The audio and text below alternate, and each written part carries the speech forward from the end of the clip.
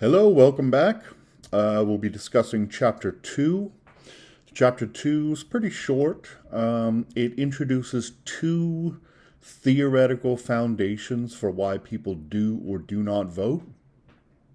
The first is known as the Columbia model. This is a sociological model. The Columbia model suggests that people vote based on their sociological attachments, such as class, race or religion, or sort of urban rural divide. There are some weaknesses to this model. The first is that it can't really explain differences in elections. While, say, black voters tend to vote Democratic, evangelical voters tend to vote Republican. It doesn't really explain why sometimes a Republican gets elected and sometimes a Democrat gets elected. Because those sociological attachments that it's based on don't change, right? If you're black, you're black. If you're evangelical, generally you're evangelical for life. If you're an urban dweller, generally you stay an urban dweller. And so it's hard to explain a change in an outcome based on a static variable. So, in response to the Columbia model, the Michigan model says, no,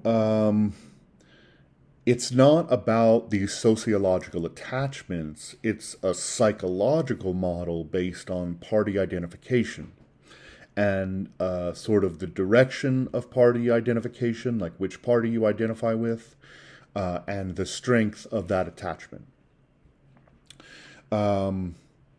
So they suggest, first of all, that political parties or voters sort of attach themselves to a political party just like they would a sociological group. That party identification should be relatively long term.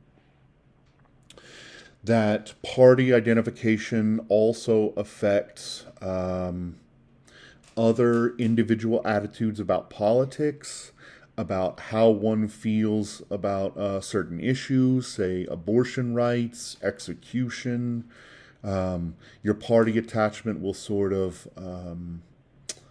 will influence how you feel about all of these political issues. Again, this is a psychological rather than a sociological explanation. So the Columbia model is sociological, the Michigan model is psychological. And they say that this party attachment in the Michigan model comes from early childhood socialization. That's important. You develop your party attachment generally in line with your parents, especially if your parents are both of one party or another. You tend to, if your parents are Republicans, you tend to grow up a Republican, and vice versa. So yeah, that's a really quick introduction to the Michigan and Columbia models. Be sure to read the chapter, and I will see you in the next lecture.